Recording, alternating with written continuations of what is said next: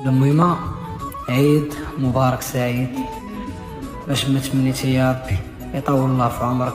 ويرزقك صحيحتك وضوء عويناتك ويعطيك شي حجة، يطول عمرك يا رب. عيد مبارك سعيد والدة.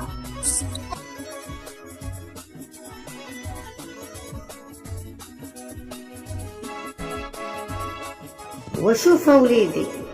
أنا بغيت الله يمسح الدمعة من عينيك ويحيد الكبال من يديك، وبغيت الله يطيح رحمته عليك، وبغيت الله يفرج عليك، وبغيت الله